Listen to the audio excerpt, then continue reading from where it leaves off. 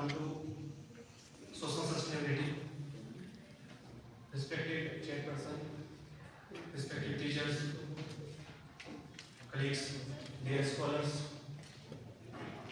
Sir, my favorite title is Economics of Communal Violence, its effect on social sustainability of India's growing capitalistic economy.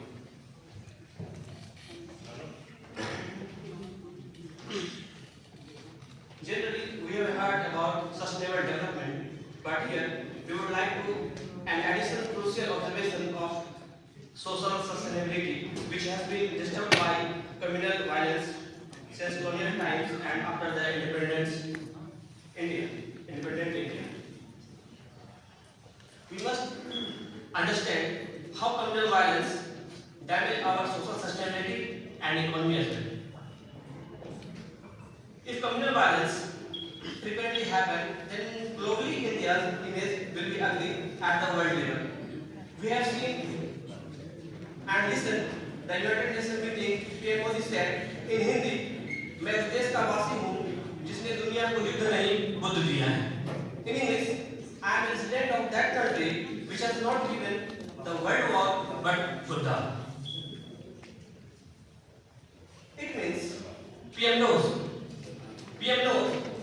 that PM knows very well violence does not run safely to a country, and frequently communal violence is very harmful to social sustainability and the economy as well. Here, the question has arisen: why communal violence has happened? What socio-economic cause behind it? The Marxist answer, point number 8, the capitalist class divide the working class, where be uneven access to economic resources leads to violence. Another theory is the Hindu communalist theory, which views minorities as enemies of the nation and communal violence as a deliberate act.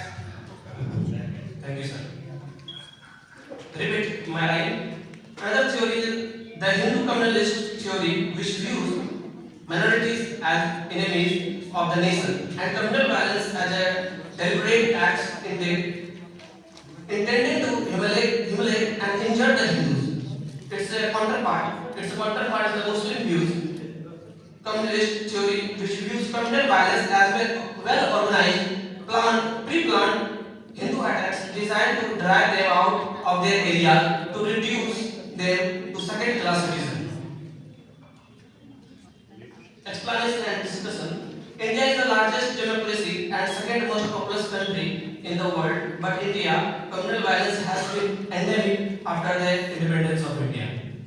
Here, we have very deliberately quoted Buddha's ideology of culture because Buddha means peace, knowledge, nothing based of caste, system, creed, racism, etc. PM indicating our country's stable democracy and peace is very suitable for foreign investors.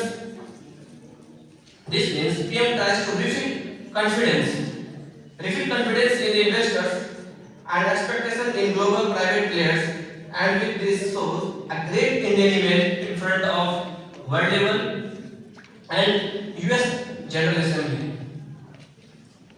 If expectations come into the mind of investors, then the supply chain will be good for the country.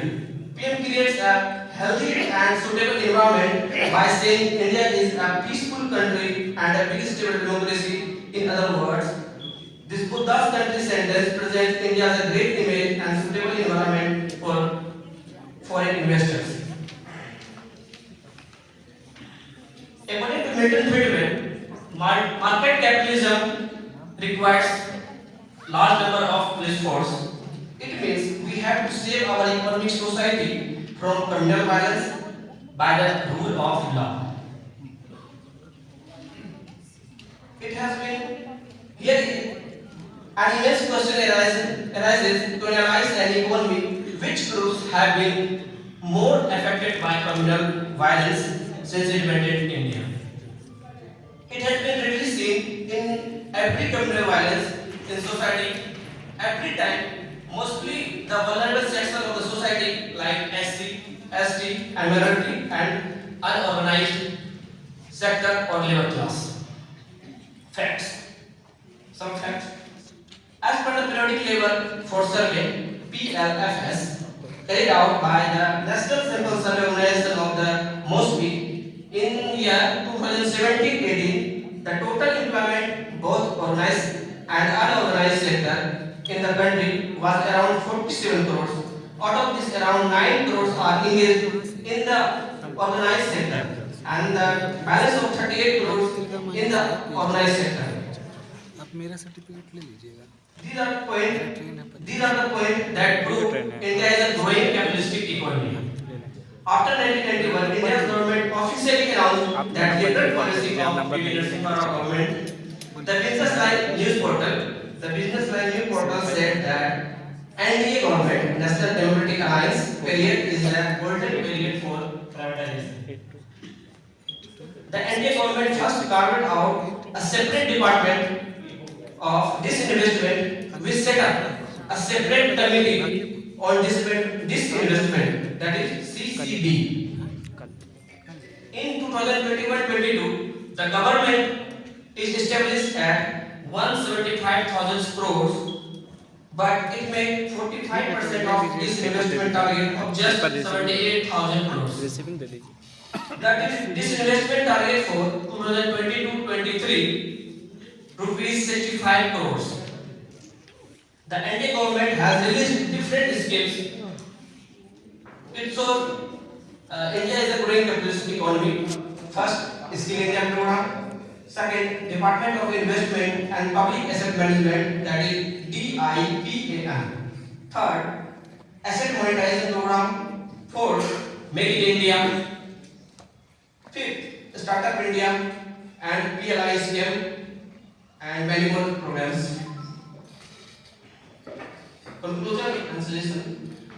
Living with love and communal harmony is quite easy, and with hateful thoughts in your minds or our minds, it is exceedingly difficult.